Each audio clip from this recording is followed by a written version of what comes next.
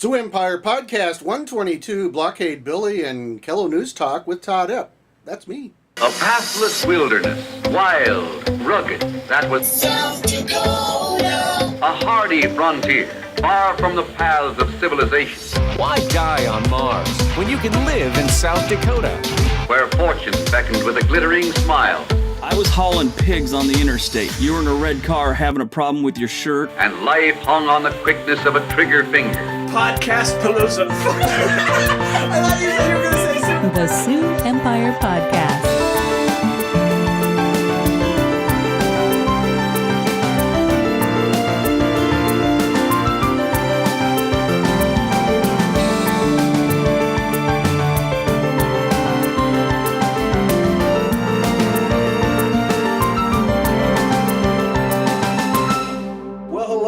And welcome to another fantastic episode of the Sioux Empire Podcast. This is the Sioux Empire Podcast, the quirky but harmless podcast that's all about Sioux Empire news, comedy, music, and culture. I am your host, Robert Mailing, and joining me, as always, is wingman Seth Glover. If you're worried about near-Earth objects, let go and let ozone deal with it. Interesting tagline there. And then on sabbatical right now is, which really this isn't much of an excuse, but she's getting married today. Natasha Estes is not with us today, but we congratulate her while we still scold her for missing an episode. Her and the Cheese Man. Yes, Congrats, and her new congrats. husband, the Cheese Man, Dustin Bree. And also joining us is Mr. Todd Epp from KELO News Radio and from is it Sioux Falls or Siouxland or Sioux Empire Civil Air Patrol? Sioux Falls Composite Squadron Civil Air Patrol. Thank you. And a mysterious figure has wandered into the studio. What's that? Oh no. I'm searching in someone else's couch. There it is. Got it. Sorry, man. No, you're okay. That was random. Search and rescue. How appropriate. God. Do I get Just credited got with that. Do I get credited with a save? Yes. Oh, You- okay. Nice. I get a ribbon. Nice work. Gold star. Oh man. Okay. And with that, we're going to talk to Todd here in a little bit, but we're going to visit with Seth about a book in this edition of Seth's Book Club. Have to do it. Alright. Is it going to play? Did I break it?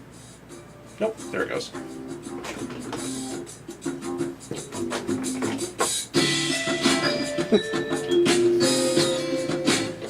What's that sound? It's the sound of Seth's Sioux Empire Podcast bi-weekly book club. The books aren't about the Sioux Empire, but Seth reads them in the Sioux Empire.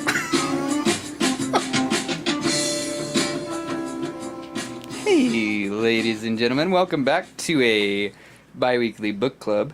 It's been a while. I wasn't here 2 weeks ago. I missed you, and I'm sure you missed me. This week's story, or this bi-weekly story is Blockade Billy by Stephen King. It's this one book actually has two of Stephen King's stories. It's got Blockade Billy and Morality. Now, could I have given a report on both of them? Yes. But that's hard. That's not our way. That's not what we do. One, I didn't read it, and two, that's not what we do. You did read the actual story you're talking about this time, though, right? Yes. Suicide Virgins I don't care. I don't know, I felt like giving a book report on that one. I'm sorry, because I didn't read it. But I'm just going to be honest about that one, guys. The Sioux Empire bi-weekly book club, we don't care. We'll take a book if it's a page long. We'll take a short story from my fiance. Who cares? There you go. But anyway, Blockade Billy is about a baseball player, a catcher, and his name is Billy Blakely, and it's set in about the 60s. It was after the time of Jackie Robinson is when he said it, and it tells the tale of this character on the New York Titans. New York Titans. He's a kid that gets called up from AAA ball, and he's the catcher. And what he's known for is stopping the guys from getting home. You know, he guards the plate. He makes sure that guy coming in from third is like some kind of out. Blockade, if you will. Almost as if, yes, he was acting as some sort of barrier to them getting to the Yes. plate. Yes. Oh, yes. And so it talks about the first time that, you know, this sort of event happens where he stops the run from scoring. The player that he stopped got hurt. He got cut. He wasn't, like, you know, dead or anything, but he got cut. Did the Stephen King story, did he die of infection later, or how does that work? Well, no. Was there a lamp monster? Maybe I missed that part, Okay. but no, there wasn't. You know, he's a really great player. He might play dirty, but, you know, who cares? As long as we're still winning, you know, why mess with the mojo? It's Okay. baseball. It's very So we've introduced the character. What is the call to adventure? call to adventure. Well, that's it. That he's a good baseball player, and, you know, maybe they're going somewhere there. Interesting. But twist, what you want is the twist. I bet. Yep. Is that Blockade Billy ain't even Billy. What? Nah, man. This Billy Blakely, he dead. What? Yeah. So he's a ghost? Well, Billy was a farm kid from Iowa. I hope it was Iowa, but I know he was a farm kid. They're all from Iowa. Yeah, he was a farm kid from out west, and well, their helping hand actually killed him. So this is Blockade Billy actually is a murderer that took the Identity of Billy, and So, like, no family came up at any point, and were like, hey, that clearly older, like, not our son guy is saying he's our son, or so he or did he Don Draper this shit, and he's got, like, a good transition into, like... Well, what he did was the murderer, who's fuck. I should have looked up that name too. I have such a goddamn bad memory, man. All right, I'm sorry, guys, but anyway, no. What happens? What was is, the name of the book again? I know that much. I'm not gonna say it, but I know it. Oh boy, but anyway, so that's sort of the ending twist is that you find out that it's not really Billy. It's the dude that murdered Billy and his family, and then apparently told people. Well, he told people that they were gone, and they left. So that gave him some time. Of course, eventually somebody went there and found the bodies, and then they went to the baseball game because that's where they found him. And so The climactic confrontation. no, yeah, there is. Okay, so like the really kind of Stephen King twist at the very end is that he slits his manager's throat on his way out. Like that's the last thing he does before he gets walked out by the cops. Like it. So the cops aren't, like, holding on to him or anything? He just, like, breaks free from them or something and slits the throat and then walks out? The manager took him down there first so that the other ball players wouldn't have to see that, like, before, you know. Was the manager, like, a The dick or manager knew something? that the cops were coming, and he was going to walk okay. Billy down to the clubhouse to let the cops, you know, have the cops arrest him. And, So it's a super tragic serial killer story with no real, like, arc. No one changes. for the story. no change. This was 88 pages of pure, why is this a Stephen King book? Why is this a Stephen... Oh... So, what did you think of the book? I really liked it. I love baseball. Okay. So, okay. yeah, That it's probably just helps. I seriously it's been like a few days since I've read it, so I'm just that stupid. Sorry guys. But like oh yeah, I love this one though, and I'm excited to read the other book in this one book, Morality, and see what that's all about too. I'm guessing morality. You think that's what it's about? I don't know. This has been Seth's Book Club.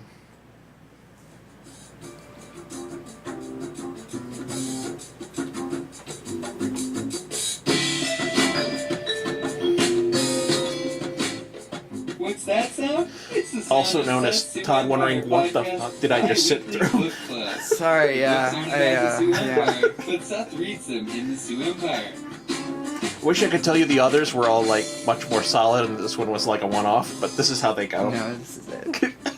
I wasn't nervous. Sorry, Todd. I'm sorry. Oh, okay. Oh, so Todd, how are you doing other than regretting coming here after the book club entry there? I was thinking that Blockade Billy Yeah? sounds like he was like one of the murderers of the Clutter family in Kansas, and then he went and played baseball. Boy, did you read the book? Truman Capote in there somewhere. Maybe. Oh, yeah. In Cold You're Blood? going with an In Cold Blood reference. Except those guys got caught and they didn't play baseball. Yeah, and they were not bright. I don't think they could have pulled off playing Yeah. baseball or identity theft Yeah. or basic functioning as an adult. Yeah, they weren't the brightest No. lights in the chandelier, were they? They were not. Or if Charlie Starkweather had, I don't know, played for the Mets or something. Dang it, man. Alright, I'm Googling those names.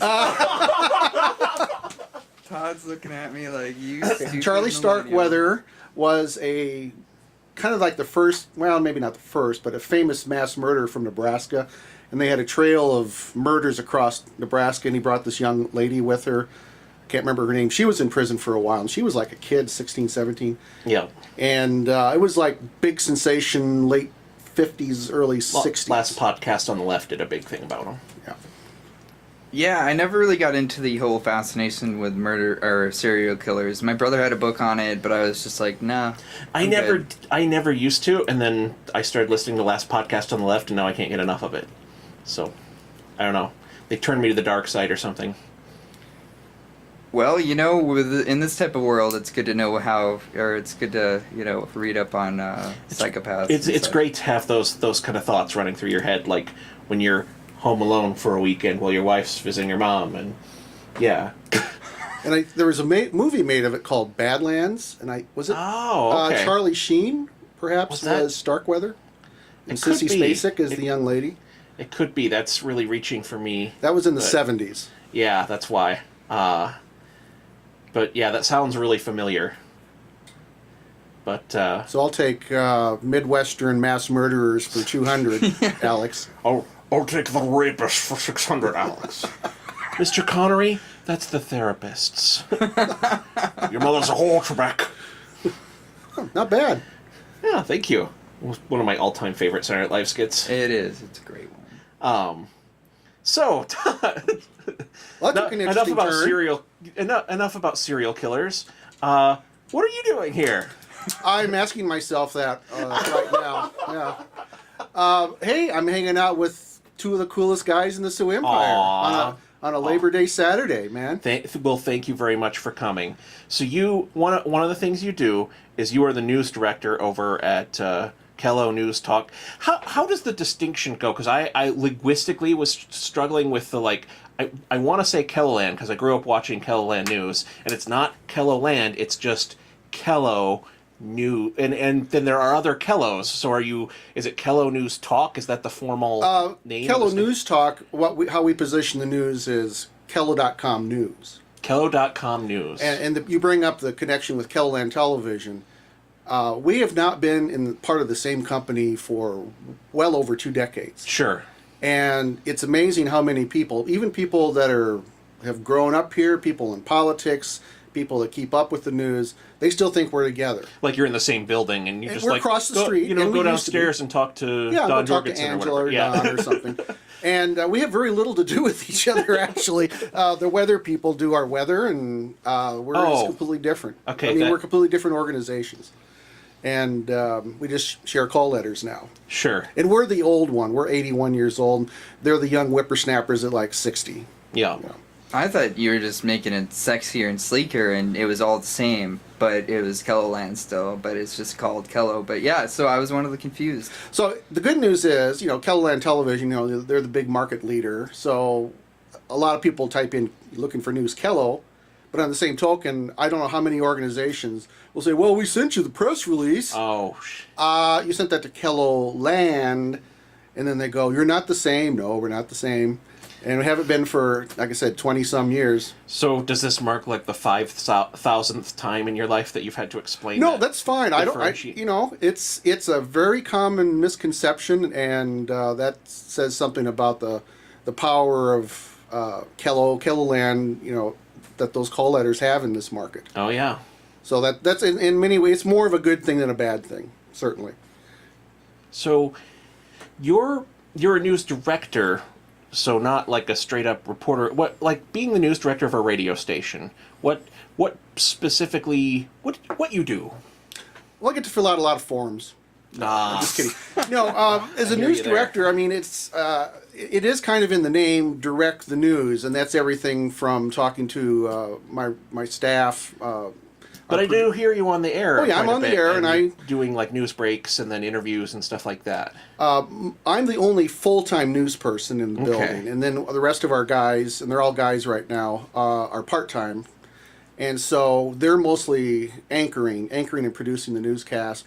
I'm the guy that actually gets to go out. So when the facade was going to fall off Vishnu Bunny, Yep. guess who got to go there and stand and stare at the building for most of the afternoon? Yep, that is still a building. It is still there. It's not fallen down, which was, at that corner, that was good. 'Cause we know what happened almost 2 years ago. So part of it is looking at a lot of the demographic information, which is kind of interesting. On the radio side, we skew older and conservative, which is probably no surprise for a Fox radio affiliate that carries Rush and Hannity and so forth. And it should be said, you're the home of Greg Belfridge, Right. who is the big talker in, of the FM talkers in this market. That's kind of the big show in this area. And he's, very conservative. Yeah. That's A and bit. he's known for that. And but on the news side, and Greg's my boss, made very clear that we are to be, factual, fair, no political bias. So we're the 2 minutes at the top of the hour, and then the other 58 minutes, well, you got Rush. So a lot. I look at a lot of that stuff, and then on the website, our audience is much broader. Sure. More women, more political diversity, and But I also have to usually ask myself, if I were a 50-year-old business owner in Sioux Falls that's a Republican, what story or stories are they going to be interested in? And then also that goes into some of the writing. I'll give you an example. So when the guy was picked up in Iowa for killing the Iowa University student, Yes.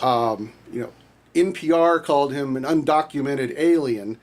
On our station, he's an illegal immigrant. Yeah. They're the same thing. They're both true, but the nuances, of what our audience wants to And hear. especially your audience on Right, social for- media is going to be like, why are you calling him Right. that? And we actually got some calls about that. We had one story from Associated Press that used kind of the more neutral language. Yep. And so I knew, having been Greg's producer and talking to a lot of the people that call his show, which, that's our key demographic for the radio side, that's probably how they would perceive it. So I have to do that. So I look at the statistics for web, statistics for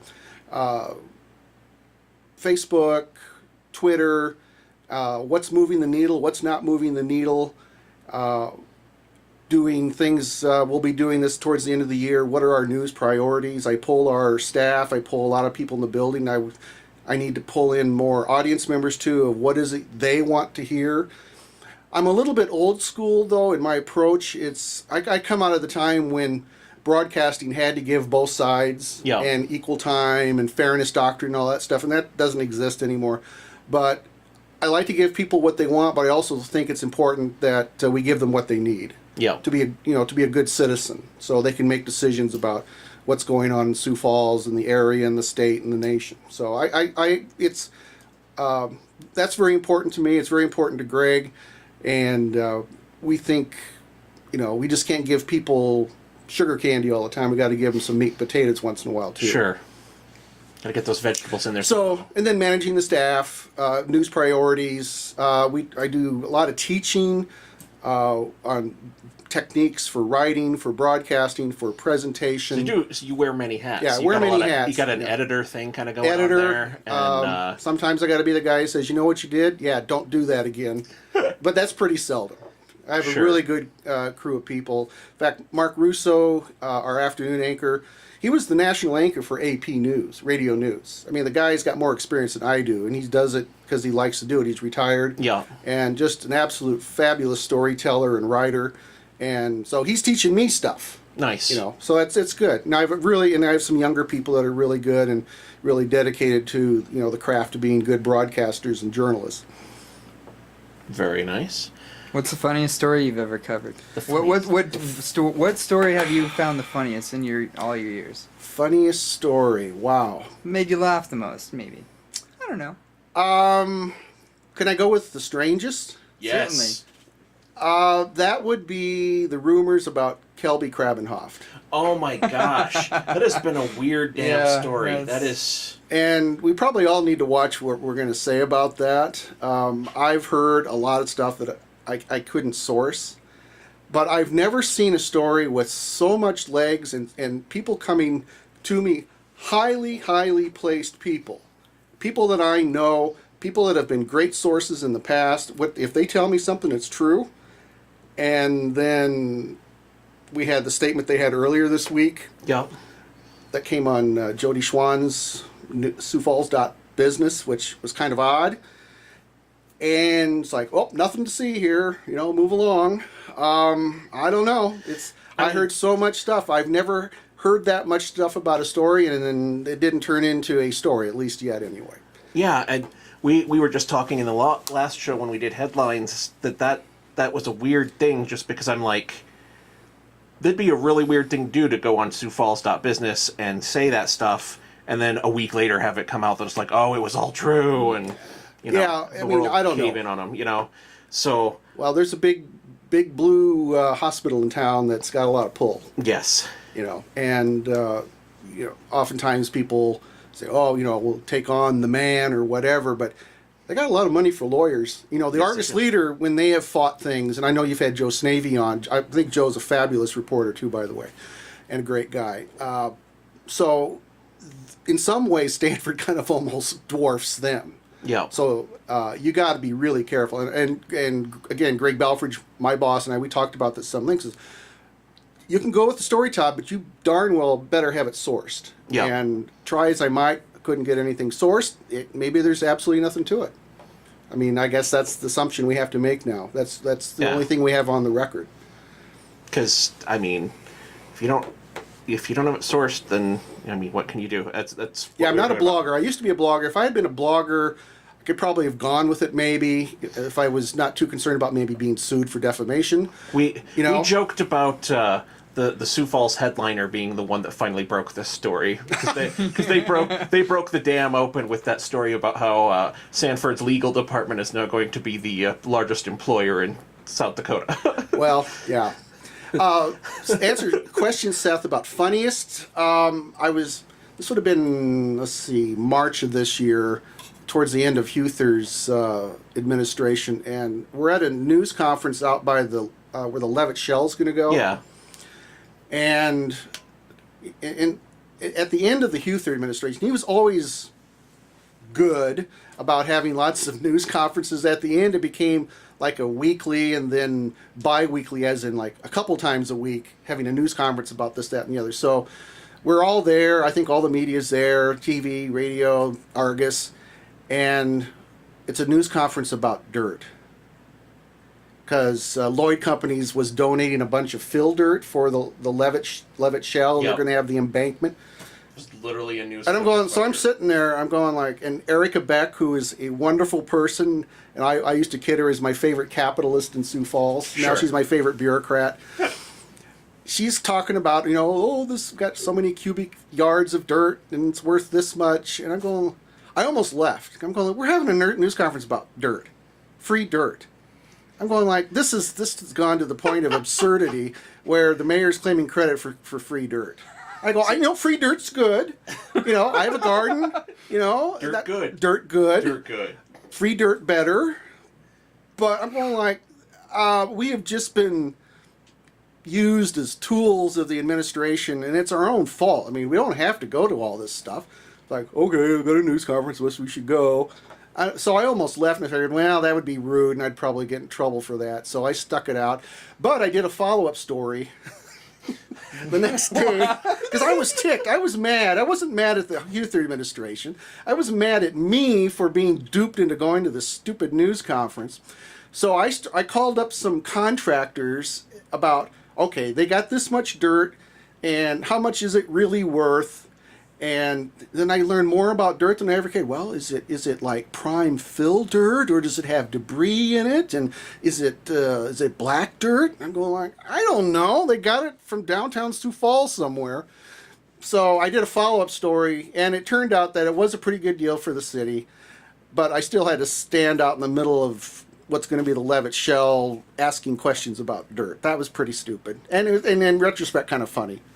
Does that like people kind of promoting? I guess it was free in this case, but does that twerk your does that kind of what don't you like about like only internet based news and like? Well, I guess what do you mean by only internet based? Yeah. Because now one of the, and I'll answer your question here in a minute. Almost everybody now is internet. I mean, we're a radio station, KELO AM 1320, 1079, 1051, but almost everybody gets their news online. I did one of our news meetings, one of the many hats I wear. I asked the guys on my news team, how do you guys get your news? Phone, computer, phone. So any news organization worth its salt, I mean, you just don't rely on your broadcast signal or the newsprint to get it out. What kind of outlets are you talking about? Let me actually change my question completely. Is that okay? Sure. Your show. Okay. Did you prefer? Would you say it was easier to provide the news when there wasn't the internet, or? Like... Oh, absolutely. You actually had actual deadlines. I've worked in television news, and I've gotten a paycheck from every outlet in Sioux Falls except KELO Television. So it gives me broad experience, but also says, well, maybe Todd can't keep a job. I don't know. So anyway, back in the old days, like I was executive producer at KSFY TV. And so you knew, okay, you got your 5 o'clock show, deadline's 4 o'clock. You got your 6 o'clock show, deadline's 5 o'clock. Got 10 o'clock show, deadline's 9 o'clock. And you knew, and that's when it was going to be on. You might tease something before that. But now, the deadline's now. And people have an insatiable need for information. We don't compete just against KSOO, where I've also worked. We compete against KELO Television, KSFY, KDLT, the Argus Leader. In some ways, you guys, Ershman's blog, Corey Heidelberger's blog, Pat Power's blog. So, I mean, that's who I view competition. I view all those people as competition. So get it out, because somebody else is going to get it. But then the problem is I don't have as much time, and they don't have as much time to edit, to vet, and gotta. Sorry, did you just make up a word there? Vet. Vet. No, to confirm. Like a Corvette. Confirm. Confirm. Yeah. Okay. Vet, not like Corvette or person who served in the military or a person that looks at your dog. Is that an app that gets it out even faster? The Vet. We should maybe. You're a computer guy, aren't you? I do dabble. Okay, well, there you go. Let's come up with the Vet app. There you go. But, it makes it a lot more difficult. And plus, we're multi-platform. So, again, go back to my KSFY days 20-some years ago. I just had to worry about television. Now I got to worry about radio, online. I also do video. We do podcasts. I've got 3 or 4 other mediums that I've got to deal with to inform our audiences, I suppose. Some read, some watch, some listen, and then also to compete against the other media in the community. So it's a lot harder, and we have less staff. We have less staff now, thanks to consolidation after the communication or the new Communications Act in '96, '97, and all these mergers. And you're a prime example. KDLT and KSFY, Gray Communications is buying, who owns KSFY is going to own KDLT if the FCC approves. So there's going to be fewer people in that newsroom. And so we've seen a contraction of people working at traditional media, and we've seen the layoffs at the Argus Leader. Yeah. And so, like in my example, we have, 6 stations, 7 if you count KELQ. 30 years ago, most of them would have had a news director. Well, now we got one news director. So, but on the other hand, then you've got, people like Scott Ershman with South Dakota. You've got Pat Powers with Dakota War College. You got Corey Heidelberger with Dakota Free Press. And what you guys do, I mean, you have a very broad platform of people giving different kinds of ideas and takes on things. And it's kind of democratized media. But on the same token, I think it's come, I don't want to say you've taken anything out of our hide, so to speak, but it's become so competitive, and with the change in the laws and I think the economics of broadcasting and print journalism, that it's not the 70s and 80s where news organizations were hiring editors and producers and reporters and camera people and so forth. It's going the other way. But on the other hand, people like you, if you can figure out a business plan that works for you, or if you're doing it as a hobby, it does provide, I think, can provide really good information for people. Except having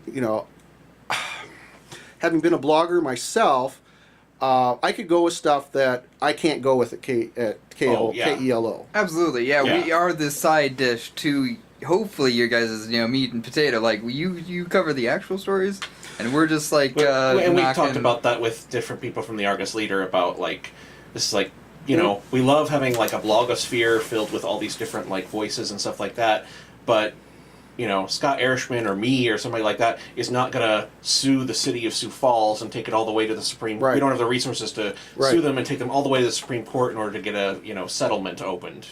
And the instincts that like you and Scott and Pat and Corey have, I mean, your instincts are usually good, and you have your own sets of sources and so forth.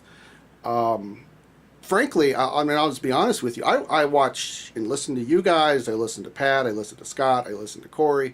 I get a lot of story ideas from them because they're kind of the early warning system, if you will, because they're hearing the stuff, and then I'll take it, and then I've got to do a little bit deeper dive into it to confirm, get other sourcing, and so forth. But I get a lot of story ideas from the blogosphere here in South Dakota. I mean, and I don't know you guys as well, but Scott and I have had our issues with each other. Oh, I'm sure. Over the years, but like Pat and Corey and I mean, Pat and Corey aren't friends, but I'm friends with both of them. Sure. So I have a very good relationship with both of them. They'll call me and stuff. They may let me know things. I'll let them know things. So kind of frenemies, if you will. Sure. But I think they serve all those and what you guys do serve a very important role in the society because I think more voices is better than fewer voices, and the voices that with those of us who work in the traditional media, we're corporate owned, and my company, Midwest Communications, they are very hands off. I mean, they have never told me to do or not do a story. Sure. Not every organization is like that. I mean, if you want to look at Sinclair and others, and they're money-making organizations, that's their job. So you guys have a little more freedom, to do what you think you need to follow. On the other hand, you don't maybe have the resources that I do. I can put 4 or 5 people on a story, plus people in, if it's a really big story, at our sister stations in Fargo and Wausau and wherever. But you guys, I think it's, great what you do. I've done it myself.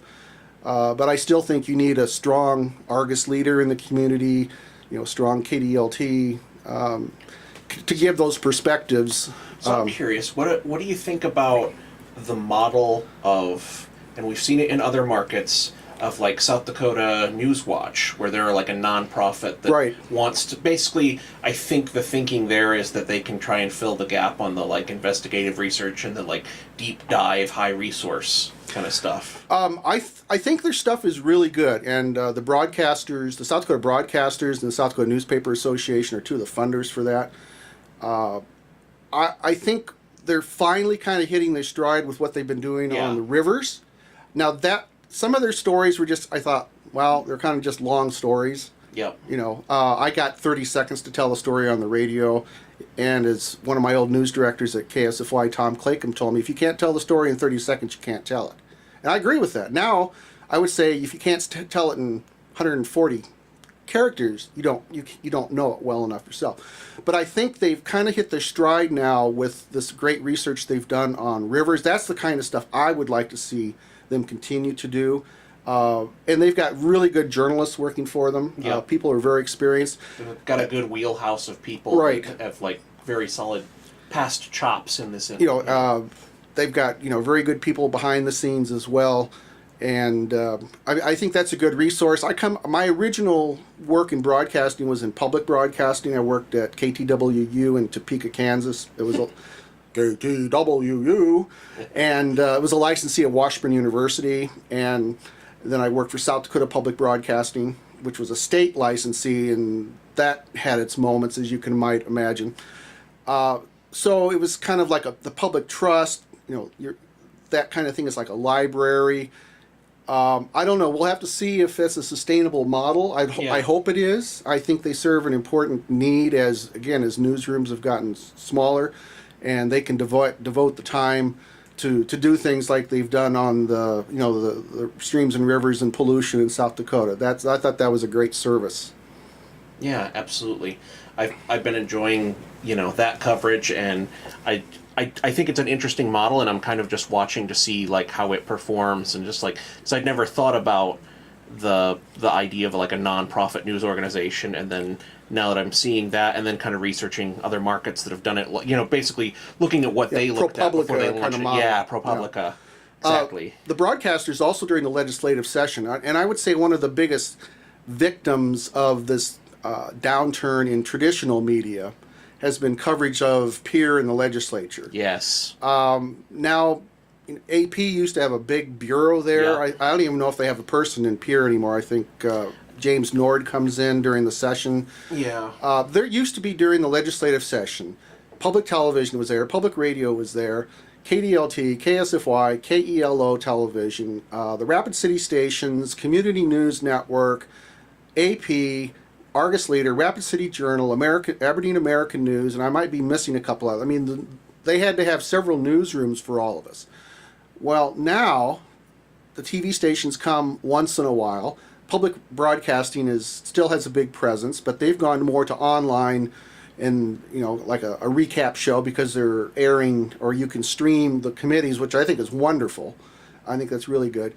But like somebody like Bob Mercer, who is covered the legislature for years and years, worked for Governor Janklow, knows Pierre like nobody's business. Right. Well, the American News is laying him off. Unfortunately, KELO Television is going to pick him up. Thank you. So the news, the South Dakota Broadcasters has two people that cover the session. And some of my colleagues in radio news, and there's a lot of cranky old guys like me, the first year they were saying, oh, what are they going to do? And I said, look, are you going to be going to Pierre anytime soon? No. You don't have the time or the resources to go to Pierre. They're giving us, on mic quality and now video stories of, the newsmakers and what's going on. And so I think that's been a tremendous service that the broadcasters has put on. One of my good friends, Mitch Krebs, who used to be, the news director and main anchor here in Sioux Falls, is one of the guys that does it. That's good, but again, it's not the traditional model. This is the industry group that's putting it on. I think their coverage is outstanding, and they've taken on some things like when that legislator was how shall I put this? Had too close a relationship with the interns and Yes. pages. They helped break that story, so they're not afraid to take on some of the more controversial things besides the nuts and bolts of government, which is, I think, extremely important. Do you think that anything is missed because there's less people, or? Oh, absolutely. Yeah, absolutely. That's sort of where mine was at. Is that no matter how thorough a couple of guys are, if you put more people, you're seeing so many people were there you're talking before. like two people for that organization covering a legislature. Just like, and the executive, and sometimes the judiciary. So. Yeah, and it's like the mountain of legislation and documents moving through there that it's like... There's a lot of shady stuff going on in Pierre that you have to report on, and you might, Well, there's keeping up with what's happening in general. That's a logistical nightmare. Right, and the term limits has had an interesting effect on Pierre. When I was covering Pierre term limits were just coming into effect. So part of the time I was covering for public broadcasting, there were no term limits. And there were some people there who had been there 30 years plus. When did that change? It was in the late 80s, I think, early 90s. Ah. And there were some committee chair people that had been there 30, 40 years, and they needed to go. I mean, they were just, I don't want to say bad things about older people. My dad's 85, he's sharp as a tack. And most people are perfectly capable, but they had just become there too long and too entrenched in things, and you need new ideas. I don't think you should have the same such a powerful job for so long, which is right, exactly. Obviously everybody else thought so that. That's playing devil's advocate a little bit, though, the common thing that comes up with bringing in term limits, though, is that then you get this ecosystem where they're constantly worrying about they're worrying a lot more about the re-election cycle, and then the other thing that's a big one with term limits is the brain drain as far as legislative experience. Exactly, and now where that repository is in the lobbyists. So the lobbyists are the institutional memory, and I've known and know a number of the lobbyists. Some of them are former legislators. Yeah. Some like Jerry Murphy, Jerry Murphy's son, and he's third generation lobbyist. I think most of the lobbyists are honest, but they have their point of view, and they're there. I'm an attorney. I've represented clients. It's my job to represent my clients, not my job necessarily to do what's in the greater best interest of everybody. And so that's fallen to them, and they're even uneasy about it. As I've talked to some of them, they don't like the fact that they're the people that have been there for 30 years and remember, Governor Knipe or Governor Janklow or somebody like that. Let alone remember who Governor Mickelson was, or Governor Miller, coming more recent. So it's kind of shifted the power to an already strong executive branch, particularly with 16 years of, how many years? 8 plus 8. 16 years of Governor Janklow. There's always been an imbalance of... And it's kind of built into our Constitution. And it's built into it because the legislature's part-time, the governor's full-time, and the governor, has their bureaucracy. South Dakota's framers trusted the legislature at the time as far as they could throw them. And people forget about the judiciary, and every once in a while they say, oh, hey, we're here. You know what you want to do? No, you can't do that. Or yes, you can do that. So I think it kind of weakened the legislature in some ways. With losing some of the people that maybe been there, 10, 15 years, and weren't completely like a tick on a dog's back. You're never going to get them out. But they had that nice balance of having knowledge, being there long enough to know what's going on, how the system works, but not so long that, they take things for granted. Yeah. And had experience with dealing with not just this governor, but maybe 2 or 3 other governors. I've never heard that argument for term limits, but that's. So I'm ambivalent about term limits. I mean, again, you see it in Congress. Apparently, South Dakota, if you get to the point where, I don't know, about your 3rd or 4th term in Senate, you're probably not going to get reelected. We'll see when Senator Thune comes up again, if somebody runs against him. If that's the case, like it was with Daschle, like it was with McGovern, that kind of thing. Yeah. Sitting on quite a war chest, but I remember being shocked by him taking out Daschle. Yeah, that was pretty interesting. That was pretty incredible. And that one ad that I'm a DC resident. Where they had Tom on tape saying that was not good. It was not good. And on the other thing too, I met the guy that did Thune's ads. I went to a campaign school, and I was doing some political consulting, so I was in a campaign school in Los Angeles, and the guy that did Thune's ads was there, and I talked with him at some length. And Tom's ads in that election were all the things I've done for you. I got a library in Brandon, I got a road in Hartford, that kind of thing. And Thune went a whole different way. You remember the ads with his daughters? Yeah.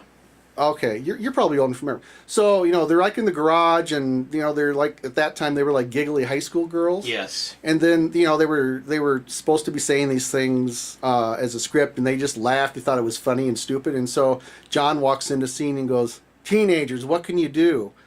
And I knew at that point he won.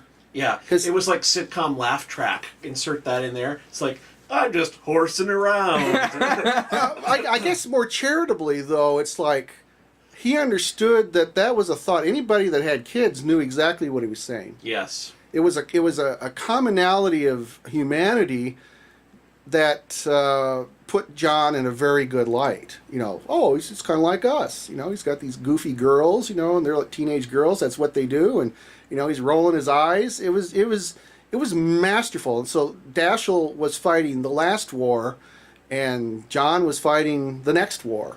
Yeah, and I had a professor at USD who was very certain that that Dashiell had done something to alienate or piss off the bishop. I'm trying to remember if that was Yeah, Carlson. abortion. They had very different views, and I think Bishop, what was that, Anderson?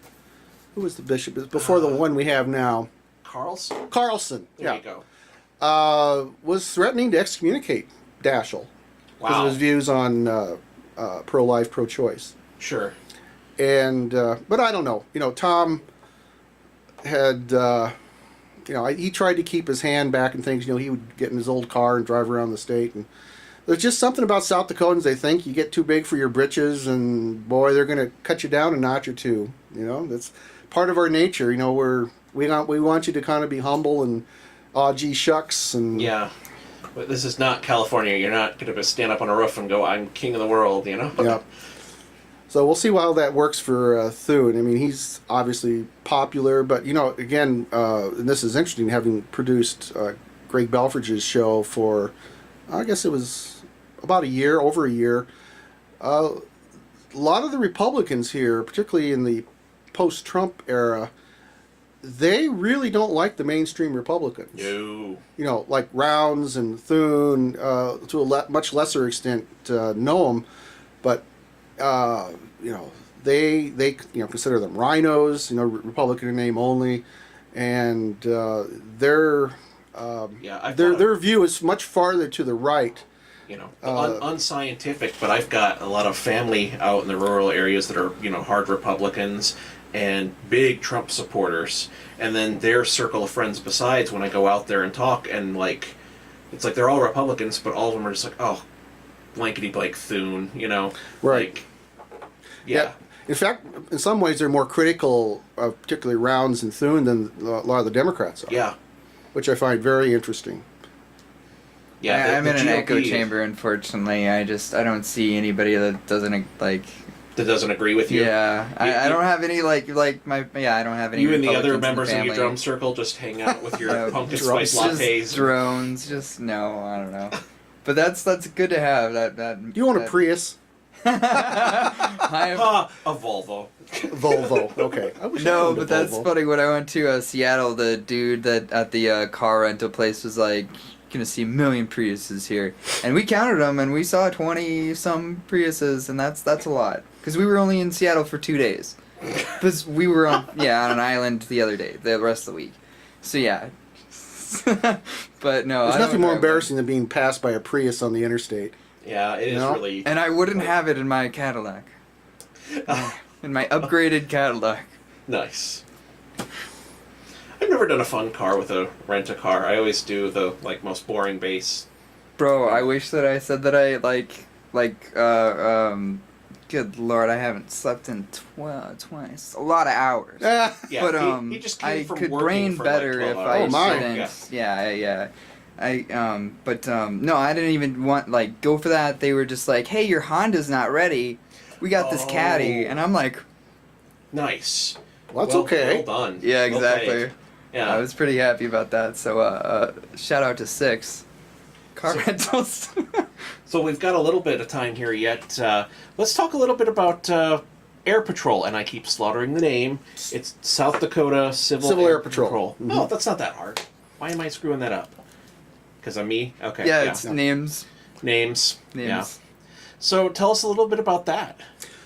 Civil Air Patrol is actually older than our parent organization, U.S. Air Force. Oh, sure, because they were the Army Air Corps. And before that, we were signed into existence on December 1st, 1941 by President Roosevelt, a week before Pearl Harbor.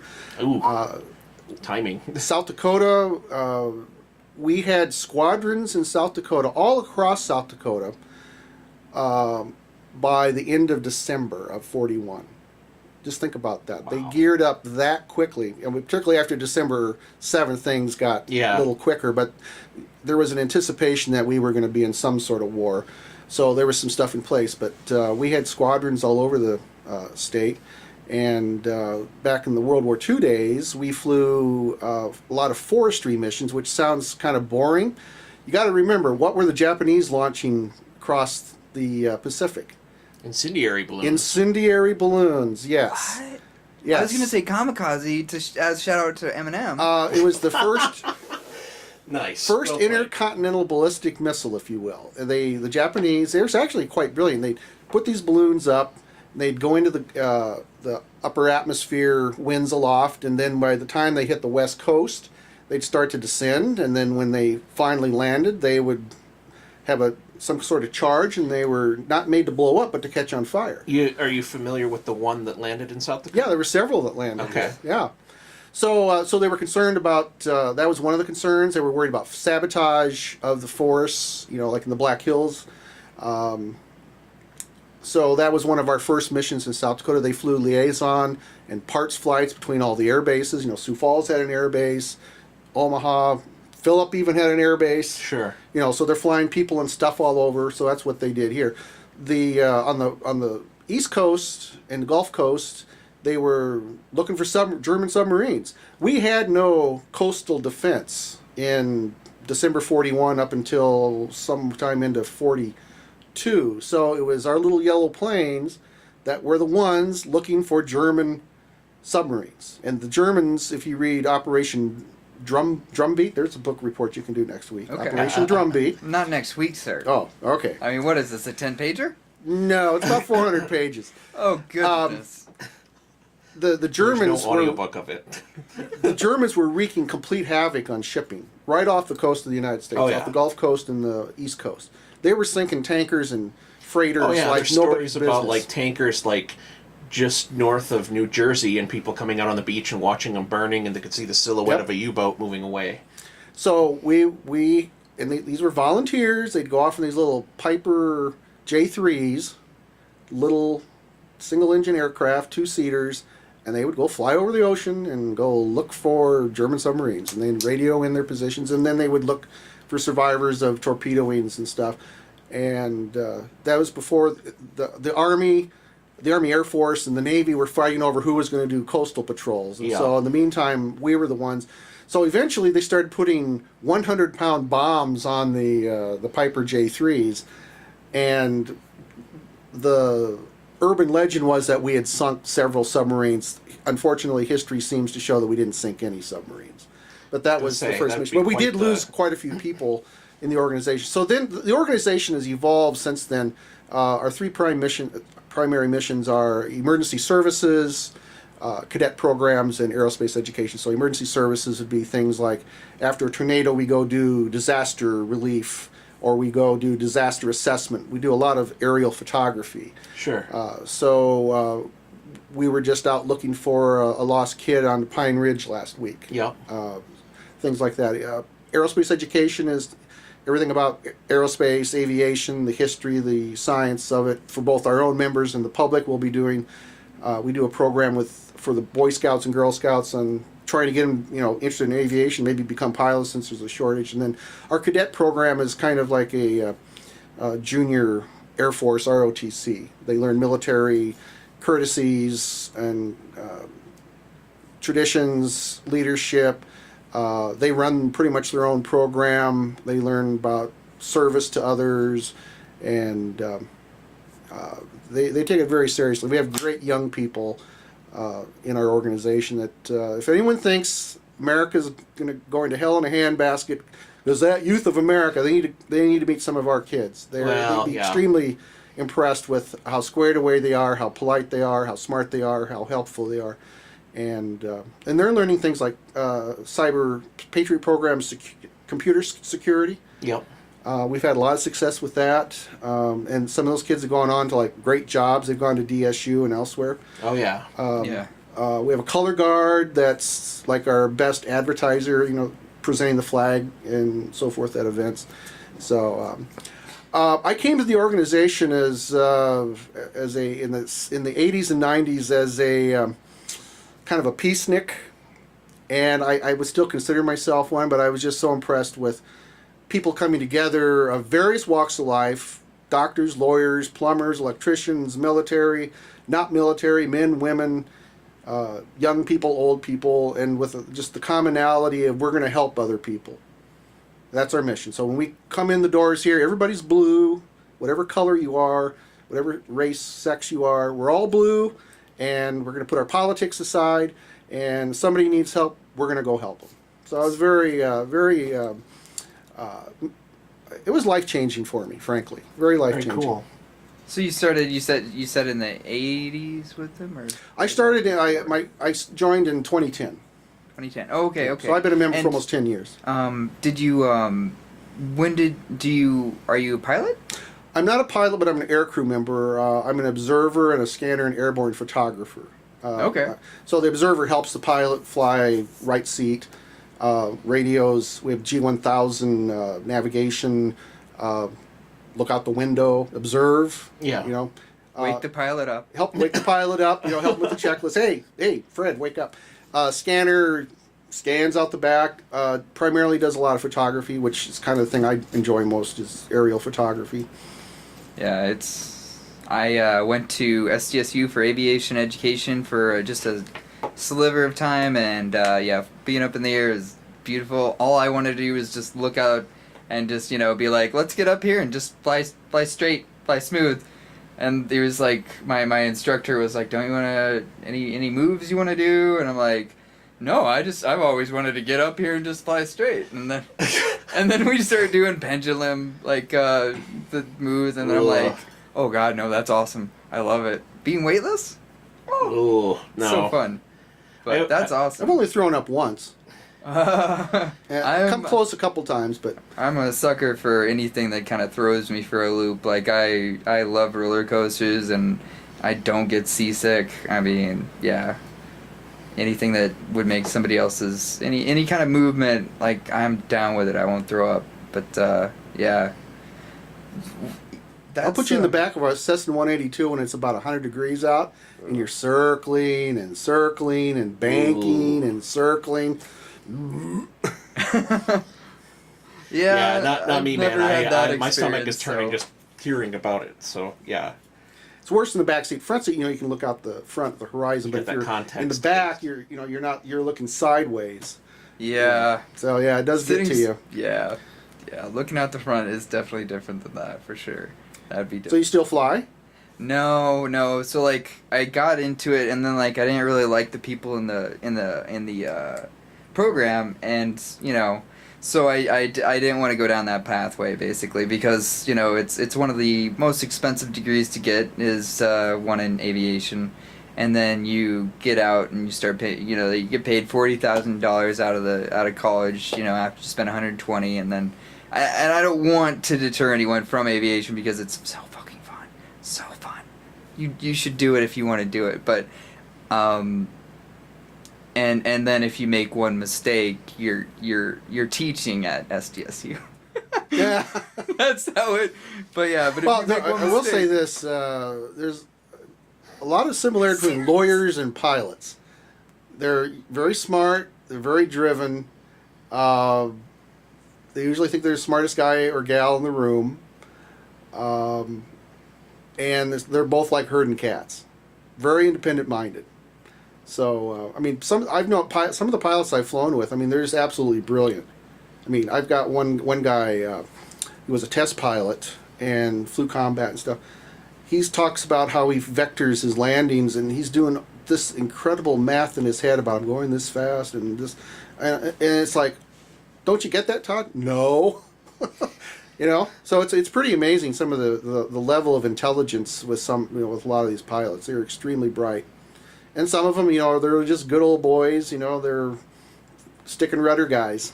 Yep. Yeah. Yep. If you're interested in aviation, there's a great book by that title, Stick and Rudder. Yep. But yeah. Yeah. No, I do love aviation. It just wasn't something that I could see as a feasible profession because I mess up too much. Yeah, it can be an unforgiving business, and that's why you have checklists, and that's why you have a co-pilot in the commercial flights and so forth. So we really stress the safety aspects. In fact, I just came from an IFR clinic that we're putting on instrument flight rules, and we opened it up to the public as well as Civil Air Patrol members. And you're just if you're a good pilot, you're constantly learning and relearning. Yeah. Oh, absolutely. Yeah. So, and everyone I fly with is very safety conscious. But yeah, they can be a handful of pilots. They're a little different breed, but which is good though. Yeah, no, it's not everybody can be a pilot, and that's takes a particular type of person. So yeah, but I mean, you're lucky to be up in the air so much. I mean, how often do you go out and? Since I'm in command now, I'm the commander of the Sioux Falls Composite Squadron. So kind of like when I was news director, I do a lot of teaching. I do a lot of many hats. And plus, I have to help make sure other people get trained before I get trained. And so, I mean, I got to take care of that myself. So I'm making it possible for other people to fly. So I don't fly as much as I used to. So I probably fly, I don't know, 3, 4, 5 times a year. But we have, some of our pilots fly on a almost weekly basis on some sort of mission. We do animal tracking for the state. We do orientation rides with our cadets. We have mission flights, proficiency flights, training flights. So. We thank you for providing us with some really nice 182s and 172s, taxpayers of America. Noise. Yeah, I flew 172 when I did, so. Do you have a glass cockpit? Wait, no, it was a 150 thing. 150? All I know is that it wasn't a high horsepower. Yeah. It was that. Yeah, I think it was 172. I'm not. Yeah, sure. 150. You can probably drive there faster than you could fly there. Well, it was pretty. I don't know. I should go back and look that up, but yeah. Anyway, either way, thanks. Get back into it for that. So you can join us and you can fly for free. Anybody can join. We meet Thursdays at 6:45 at 3401 Aviation Avenue above the Vera Care Flight. All right. All right. See, get you back in the cockpit. Do it. See, come on. Do it. We like we have. I know we're running out of time, but we just have a guy in a wheelchair that joined us, and we literally have to carry him up the steps. It's in the old business aviation. We don't have an elevator. Oh, anymore. sure. So the cadets, they're again these great kids. They carry Travis up in his elevator, and he was in the 4th of July parade. He rolled the entire way. He was a huge hit, and so we're really trying to get people under my command. I want our squadron to reflect the diversity of Sioux Falls. That's great, man. So I That's want, if you're black, white, green, yellow, military, non-military, to the right, to the left. If you just want to help others, have an interesting time, meet interesting people, love aviation, that's all I care about. But I really feel strongly that our organization needs to reflect the people that we're trying to help. I don't think many people know about this organization. We're a well-kept secret, unfortunately. Yeah, that is not a good thing. This is great for any youth that want to be pilots. I never knew about this stuff. There's a crying need for pilots. Yeah. I mean, even when I was going to school 8 years ago, that was the thing, is that in the next so-and-so years, all these people, all these pilots are going to be retiring. You're going to fill their positions, but...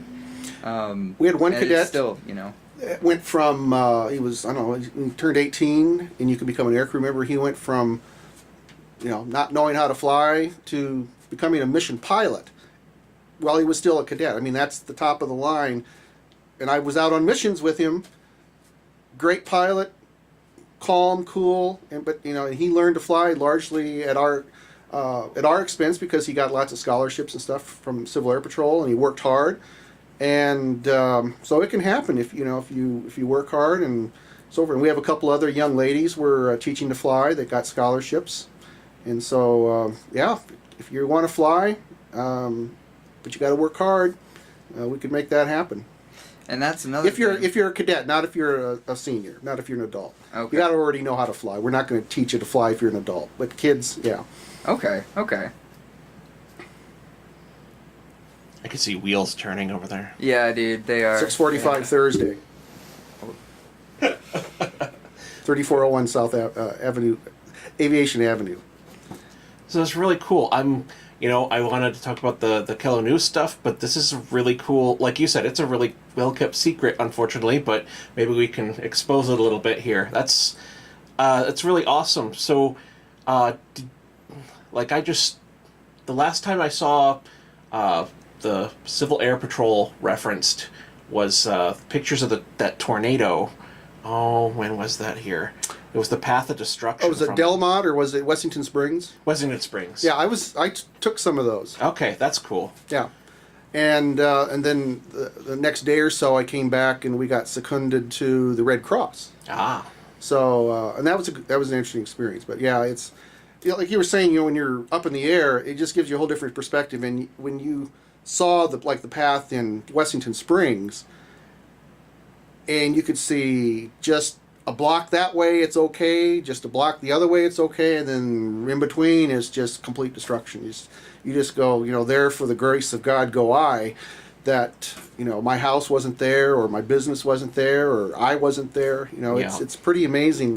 You get a real sense of power of Mother Nature. We get a lot of close calls out there. Oh, that's what the wheels are turning to. Is though when you said girls, is that for pilots? There's not a big mix up in the demographic. So young girls, kids of all ethnicities, colors, whatever, get into it because there's just you're not represented enough. It seems like in pilots, I think it's changing, but like my professions, law and journalism, and I think medicine, most other professions, you've seen a lot of women enter, and it's still not so much that way. I think with aviation, there was one girl, but her dad flew for Boeing when I went to SDSU. That was in that class. I'm sure she is a pilot now, but there's a lot of opportunity too. I think for young women to go into aviation. Yeah. I don't know of any scholarships specified for that, but there's probably, somewhere. I don't know. There's the 99s. They're the old group of women flyers. A lot of them are acrobats. I don't know if there's a chapter here in Sioux Falls. I think there's one in Minneapolis. There's the Experimental Aircraft Association down in T. They have a lot of opportunities, particularly, again, for kids to fly in their Young Eagles program. Trying to think who else. I'm also a member of the Commemorative Air Force. We're more into World War II aircraft, but also trying to, teach people about aviation and aviation history. So we have an L5, which was an old World War II observation aircraft. That's our plane here in Sioux Falls. Fabric, and very cool aircraft. It's not like a P-51 or something, but it was an important aircraft during the war for observing artillery, where we're going to put the artillery fire, used as an air ambulance, used for liaison to get people to and from. And then that aircraft got sent over to the New York Civil Air Patrol. And now it's back here in Sioux Falls. And painted up like it was during World War II. Oh, that's cool. I love aviation. I could talk about that all day. Nice. Yeah, I that was one thing that I was lacking when I was going there. That everybody else, was like knew all of the different types of planes, and I was just like I don't know yet. I'm learning. We were talking before we went on about everybody's a nerd. Yes. Right. You had the Siouxpercon guys on. Yep. And my nerdy thing is I collect tail numbers. Nice. It's like bird watching, except the birds have numbers on them, and so you can look them up. So I've worked in Iraq, and I've worked in Afghanistan. I've traveled quite a bit, so I've got a pretty good collection of tail numbers. And then it's like an old friend. You see it again at another airport. Oh, I remember that one. From Erbil or from Kabul or. That's pretty cool. Sioux Falls. Do you ever go on YouTube and listen to the traffic control conversations? I don't have quite that much time between work. Remember, and director, many hats. No YouTube. Grandkids and work. Work takes a lot of time, and then Civil Air Patrol takes a lot of time. Try to see my wife once in a while. Talk to my dad.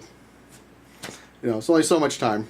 Yeah, I hear you. My family's just kind of like, so with everything going on this summer with your podcast, None of us have seen you in months. Are you still alive? I got that phone call yesterday. So. Well, you need to listen to your podcast. Yeah, a family wellness check. Wow, you need to get out more, man. Apparently. Just running these 8 podcasts now. Just, ugh. But, So I have a question for you. So Yeah. is this a labor of love? I know you have some sponsors. Yep. How does this all work? magic, sweat equity, mental illness, I find really helps with keeping it going. Actually, You have a podcast drone that gets it all done for you. A podcast fairy. Well, I'm a programmer, developer, so I automate the shit out of everything I can possibly automate. Cool. So that helps. It still doesn't make up for how much I'm doing, but there's no way I could be doing as many as I'm doing without a lot of automation. So how has your reception been? I mean, in terms of where do you think you're at in the media mix in our community? It's really tough to tell because it's just like in some groups, I'll find people where it's just like there's like 10 people all know each other from an office and they all listen, and it's just kind of like, they're like, the Sioux Empire podcast, and then, but it seems like whenever it would work to my advantage, and I'm just like, I do a podcast, Sioux Empire they're like, I never heard of it, so I'm like, I don't know, the numbers say we're doing good, and I believe them, but It's like web hits and so forth. And then I can track like listens and stuff like that, and time spent listening. Exactly. Yeah, we track those things too at KELO. Yeah, I know what you're talking about. Yep. And so this is a labor of love that has turned into a crippling addiction. I tell my friends, and I've had several careers outside of broadcasting, but being a broadcaster is like being a drug addict or a drunk. It's like even when you're not doing it and you think you're recovered, you still want to do it. That's my wife. It's the craziest thing. I don't know. It's so addictive, and so you guys know exactly what I'm talking about.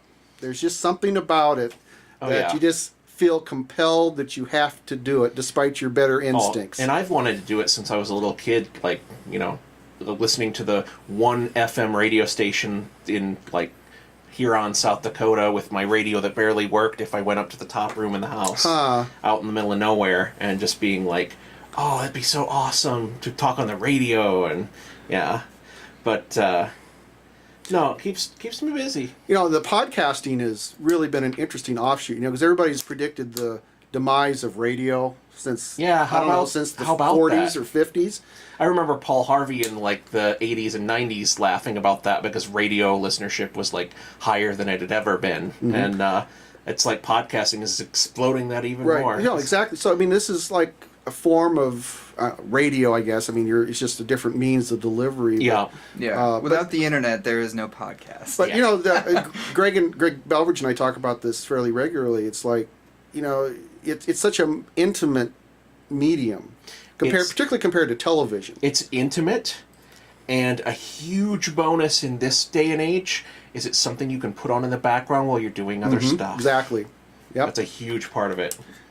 This podcast, it becomes appointment listening, though. I mean, your podcast, there's a plethora of podcasts out there, but in almost any topic. But if you're interested in something, you can find somebody talking about it. It's even creating like a renaissance for things, because like I'm launching an audio drama that's like a like scripted. Oh, really? Like an old-time Cool. radio show that's going to be a horror sci-fi anthology. That's my newest one I'm working on, and there's like as massive a community there as there is for any other kind of podcast with all the so I've been for the last year researching it and binging.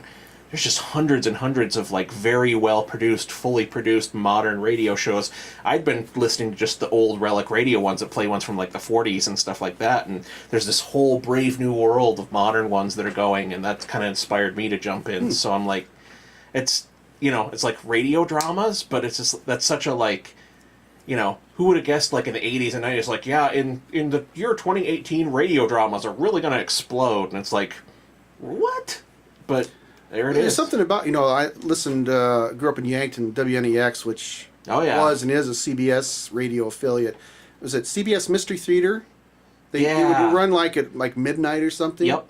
Fabulous. Oh, yeah. You know, and I don't know if it's still on. Probably not with all the changes that have happened. But I think they stopped in like 87 or something like that because they play some of I those think on E.G. Relic. Marshall was the host or something, if I remember right. They play a bunch of those on Relic Radio, and he'll usually give the history of not just the show but the series when they do that episode. And yeah, I think that one, because every once in a while they'll play one that was like 87, 88 or something like that on there. Well, that sounds good. Good luck to you on that. That sounds great. Yeah, and it's going to be a lot of fun. Let me know, and I'll do a story on you. Oh, that would be awesome. So it's going to be a lot of work though, so that probably won't be out for like a year or so because I'm like I'm 2/3 of the way through the first script, and I have other writers that are writing other episodes. And holy crap, I made the mistake of mentioning in the actors forum for Sioux Falls. Would anyone be interested in doing voice acting? Holy shit, my inbox my friend. is destroyed. Damn, just totally like for a week afterwards. Face shots. People sending me like, or headshots. I mean, For radio. For a radio audio, show, or like they're working. They're working too stupid TV to commercials understand and stuff that. like that. Hilarious. Just like so, it's like okay, so there's And this no is paid, unpaid? unpaid. So there's no shortage of people who want to do this project. So I'm just like, I just need to get the scripts written, and then I can dive in. And what I'm looking forward to the most, other than the writing part of it and the having the finished product, is the Foley work, because I'm going to go back to the farm, and I have so many great ideas for so many great sound effects. So that'll be fun. I mean, it's the same probably, obvious, as... I will say one thing about podcasting is I have met so many creative people here in Sioux Falls that's been the best part for me, is meeting all of the insanely creative people that I didn't know were right, next door, next neighborhood down. And I know. that's the When we funnest started this, part. like the first year, we didn't have guests on the show, and it's like we were missing out. There's just like this whole brave new world out there of people you have no idea that are your neighbors that are doing like crazy creative Shopping stuff. at the bit to do some artistic endeavor, and it's just fun. Somebody should have on is Mark Nelson. You might know him as Mark Cartwright. He's the brand manager for KQSF Q95.7. He's also our production manager at our radio stations downtown, Midwest Communication Stations. And he was a musician. He is a musician. Cartwright Brothers, probably heard of him. This guy is an absolute genius at putting together stuff like that, and he knows Adobe Audition inside out, and he's very, very funny. He's a great writer. I would, if you're looking for somebody for another podcast, he's just he's very funny, kind of droll. We'll just not let my wife not hear that part of that you just said that. So we have a pledge that Edge Case, the sci-fi horror anthology, will be the last new. I have to cancel one before I'm allowed to add another one beyond that, because she's like, I need to see you once in a while. Yeah, sounds like my wife and me about Civil Air Patrol. I finally did get her to join. She goes, all right, who's calling you now? It's like, well, it's kind of important. We're looking for somebody. It's like, oh, God, but she's a good trooper, so she goes now. She says, okay, we got, So she's going to get up at 4:15 on next Saturday, and we're going to go help set up the Downtown Arts Festival. She goes, nice. 4:15 p.m.? No, 4:15 a.m. Oh, dark 30. Mm-hmm. Okay, so yeah, I understand where you're coming from. Yeah.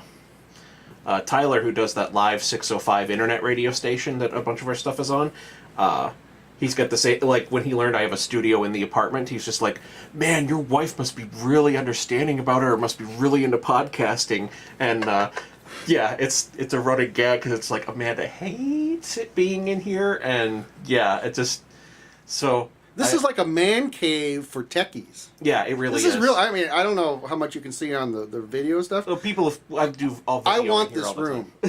I love the mics. I love the computers. What kind of mics are these, by the way? Let's see. They're just little Chinese, I don't even remember the brand. Okay. Condenser mics. I'm very jealous. So my next house, I want this. So I'm gonna get the designs from you, man. Nice. Well, that's awesome. And holy crap, we haven't even done the Shameless Plugs yet. So. That's right. Oh, The Shameless Sioux Empire Plugs. Podcast proudly presents this week's Shameless Plugs. So great segue there, Rob. The Alzheimer's. The Shameless Plugs. Let's go. Okay, so Todd, this is the part of the show where you can plug whatever you've got going on. If you want to tell people about where they can read your news, obviously at KELO Radio, KELO.com. If you want to tell them about where they can learn more about Civil Air Patrol, this is the point of the show where you get on a soapbox and tell them. All right. If you have a news tip, you can contact us or contact me directly at todd.epp at mwcradio.com. It's todd.epp at mwcradio.com. Our news online is at kelo.com, KELO.com. We are on the radio at KELO AM 1320, KELQ 107.9, and then some translator that's got a call letters that are about 15 digits long, 105.1.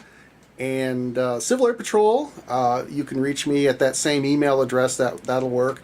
And you can go to sdcap.us for the South Dakota Wing website and get to us, or go civilairpatrol.com if you want to see the national CAP website. We meet at 6:45 p.m. on Thursdays at 3401 Aviation Avenue, which is above Avera Care Flight in 2 buildings down from Signature Aviation at the airport. So if you're going to go see us, don't go to the Joe Foss Terminal. Go to the next street north and keep turning left, and you'll get to us. And if you're 12 years old or older, we'd love to have you check us out. Very cool. Seth, what do you got for me this week? I don't care if this is yours. I'm going with Eminem Kamikaze or Kamikaze. There you go. Word good. I word good. I woke up at 5 p.m. I know. yesterday. I'm sorry, buddy. Yeah. No, that's okay. It's no excuse. But that album is amazing. Yeah, I love it. I hate all of the rappers, the young rappers. Anyone under 30, just sucks. Are we officially old? Because this album is like our generation, for the very first time, turning around and going, "You goddamn young people, this is how it's done." For the first time. One more damn bad review about Eminem's. I know you were born after 2000. That's why you're writing it. You didn't hear him back in the day. Alright, anyway. But yeah, shout out to Eminem's Kamikaze. Shout out to Natasha and the Cheese Man's first week anniversary. Congratulations. And, yeah, that's my shameless plugs. And thank you. Oh, thanks, guys. This was a lot of fun. Appreciate it. Yeah, I'm going to shamelessly plug the South Dakota Civil Air Patrol. That's a really cool organization. I think people should go and learn more about it. We'll put all that information that he said there in the show notes so that you can check that out. And then, as always, we're going to go ahead and, if you like what we do here on the Sioux Empire Podcast, you can always check out the Patreon account and contribute to new episodes. That's patreon.com /Sioux Falls is the address on that. And then also a huge thank you to patron Matthew Paulson, and if you want your name shouted out in a thank you like that, be sure to check that out. We also have exclusive content, updates from behind the scenes on our shows, stuff like that. And as always, we plug Siouxpercon here, which you are going to hear a lot about, because when this comes out, Siouxpercon will only be 2 or 3 weeks away. I think 2 weeks away. 2 or 1 week away. Crazy. I can't believe where the time went. And then, as always, we're plugging Live 605. You can check out all of our podcasts are airing on there now.